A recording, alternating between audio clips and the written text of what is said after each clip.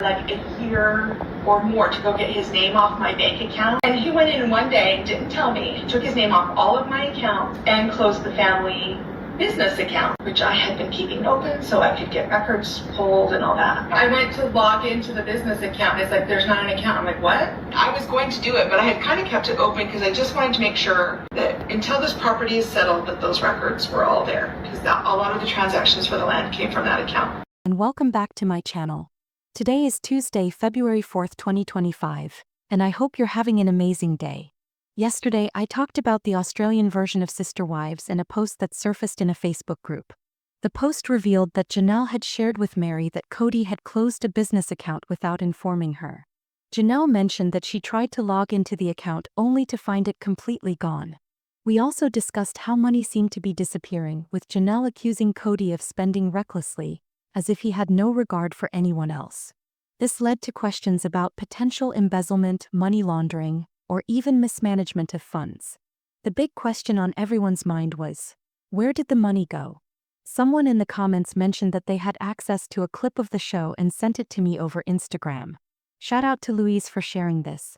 The clip was recorded directly from the television, and it shows Janelle confronting Kody about removing his name from her bank account. Apparently, she had been asking him to do this for over a year. Can you imagine being separated from your ex for that long and still having them tied to your personal bank account? That means Kody had access to Janelle's money for more than a year after their split. It's wild to think about the implications. He could have been withdrawing funds from her account without her knowledge. While Janelle didn't explicitly say that happened, it's definitely a red flag. This situation only reinforces what many of us have suspected for a long time. Kody's insistence on keeping Janelle and Mary around was likely about money. Janelle was still connected to the family business account, which Kody abruptly closed. It seems like they were trying to lure Janelle back into the fold because they needed her financial contributions. Let's not forget, Kody has a history of relying on Janelle's finances. Back in 2005, when Kody and Mary were struggling financially, facing bankruptcy and foreclosure, it was Janelle who stepped in.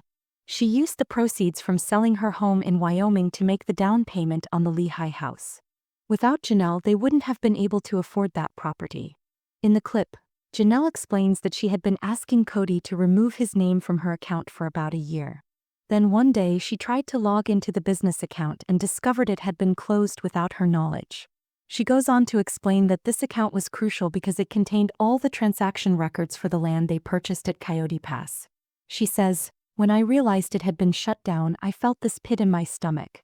I just hope I don't need any of those records for verification. It felt sneaky, like someone was trying to hide something." Janelle then reveals that she's been consulting with a lawyer, which makes perfect sense given the circumstances. While the Coyote Pass property is part of the reason for the legal involvement, it seems the bigger issue is the business account.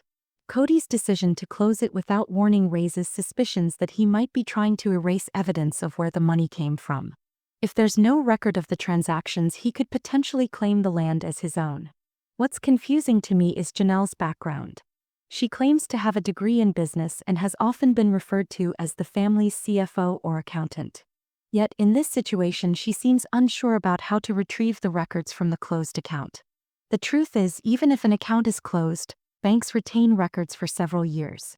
As long as Janelle was listed as an account holder or a manager of the business, she should be able to request statements and transaction histories. All she'd need is proper identification and proof of her role in the company. This makes me wonder if Kody set up the account in a way that excluded Janelle's access.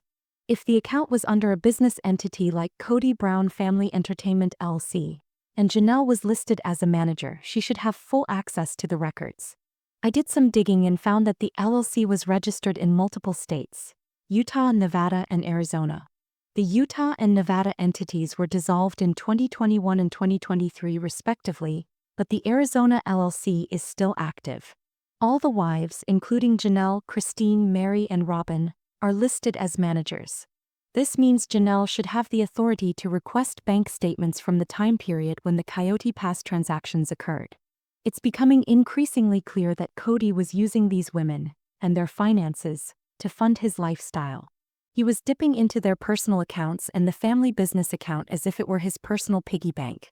Meanwhile, he was spending lavishly on Robyn, filling her house with expensive art, buying her cars and funding her lifestyle. At the same time, he wasn't contributing to the family's essential needs.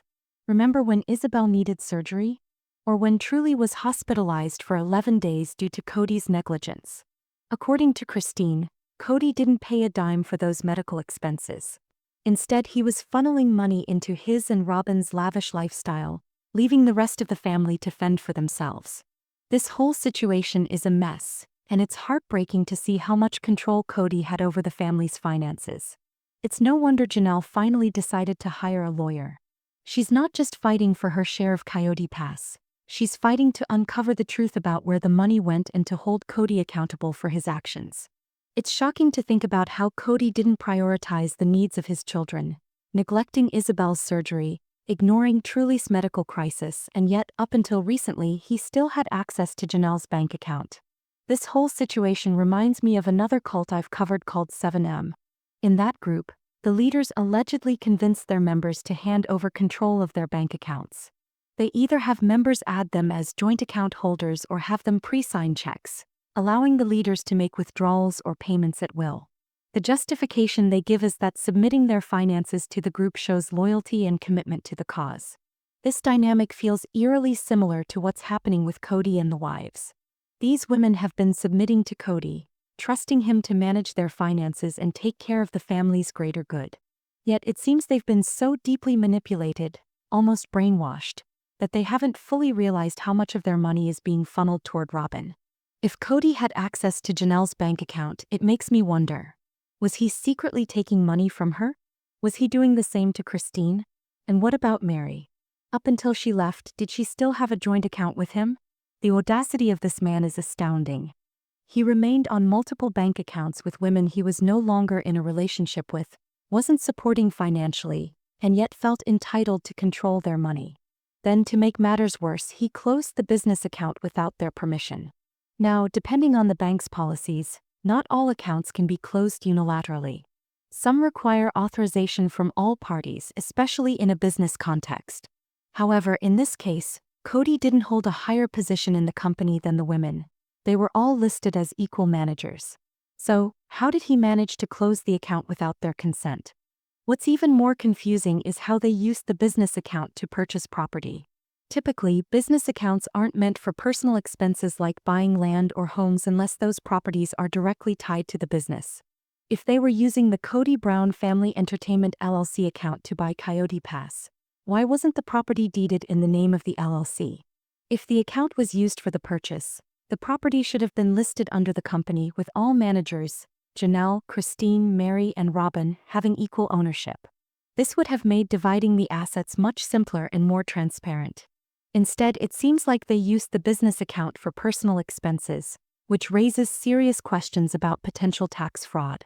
For example, if they bought land for $450,000 using the business account, were they then deducting that as a business expense on their taxes? So that's a major red flag. Business expenses are only deductible if the property is used for business purposes. If the land was purchased for personal use but claimed as a business expense, that's fraudulent. The way they've mixed personal and business finances is a disaster waiting to happen. Most LLCs with multiple members file taxes independently of the individuals. In this case, since all the wives are listed as managers, the LLC should be filing its own taxes. But if they're using the business account to fund personal purchases, they're likely blurring the lines between personal and business expenses, which could lead to serious legal and financial consequences. It's also worth noting that even though the business account was closed, the records still exist. Janelle should be able to contact the bank and request statements from the time the account was active. Banks typically retain records for several years, even after an account is closed. As long as Janelle was listed as a manager on the account, she should have no trouble accessing the transaction history. The fact that Kody closed the account behind her back is incredibly shady. It seems like he's trying to cut off the paper trail to hide where the money went, possibly to claim the property as his own. He might be banking on Janelle's lack of financial savvy, assuming she wouldn't know how to retrieve the records. But here's the thing. Janelle claims to have a business degree and experience as a CFO.